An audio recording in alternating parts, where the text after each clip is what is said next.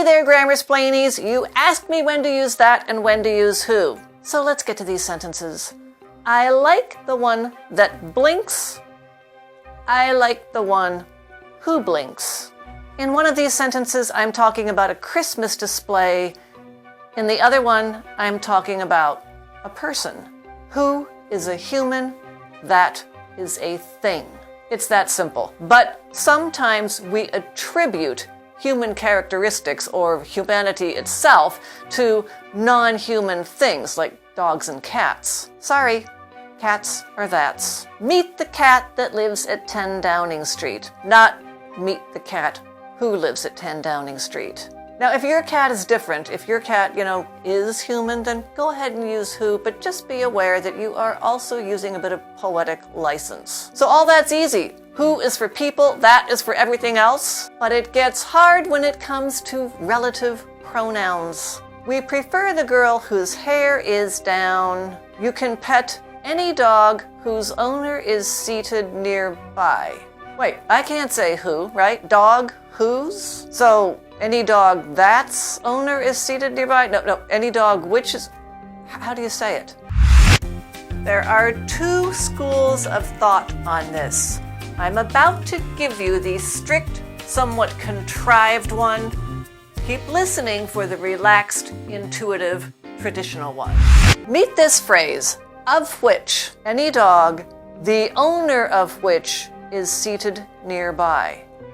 Or any dog of which the owner is seated nearby. That's how you say it. You can almost consider of which to be equivalent to an apostrophe S, except that it has to occur in a clause. It has to come with its own subject and verb, as in, the owner is seated nearby.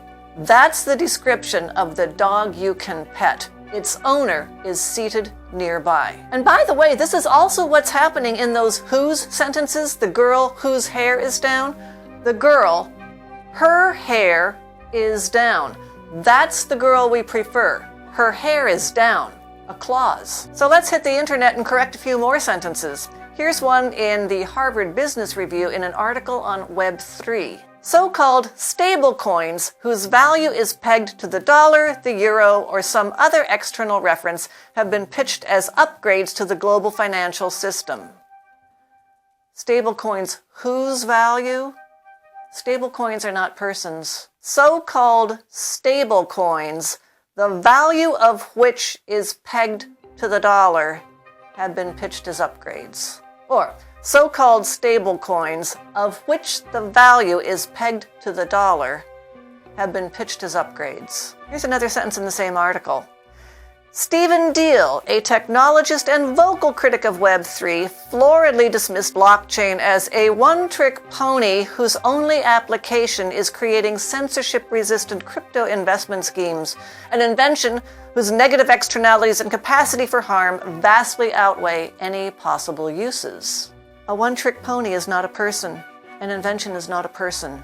Stephen Deal, a technologist and vocal critic of Web3, floridly dismissed blockchain as a one-trick pony of which the only application is creating censorship-resistant crypto investment schemes, an invention of which the negative externalities and capacity for harm vastly outweigh any possible uses. I consider it better that way. I do. To me, a writer who uses of which properly is in control of their prose. They've got their subjects and verbs firmly in hand, and they are expressing their meaning. Here's a sentence from a site called Science-Based Medicine. Multiple chemical sensitivity has not been meaningfully defined.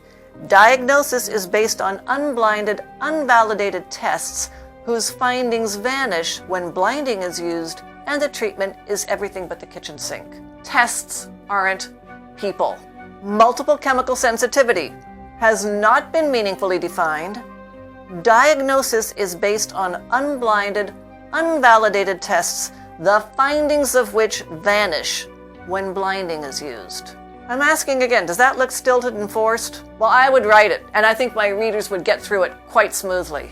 But I am not, so to speak, religious about this. This very simple and familiar phrase, an idea whose time has come, I wouldn't mess with. an idea of which the time has come. If an expression is well established, well understood, and simple as is, don't change it. Now for the other school of thought.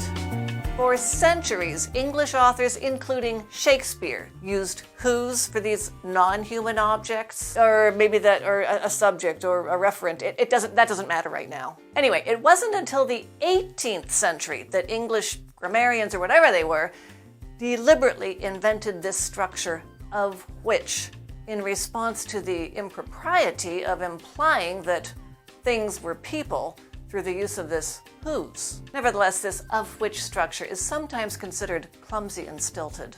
This authority says to go ahead and use whose. It makes for a smoother, easier read, and it's much easier to express also. And you'll notice that a French translation understands that of which and whose are equivalent and can be used for things. So why am I talking about French? The last thing I'll say, the only language I know of, there may be plenty, but the only language I know of that has one handy word that means both of whom and of which is French. The word is dont. La maison dont le toit est rouge. The house of which the roof is red. The house with the red roof. L'homme dont je connais la sœur. Thank you again, Google Translate. The man of whom I know the sister. The man whose sister I know. And again, that relative pronoun whose occurs in a clause. I know his sister. That's the man I'm describing.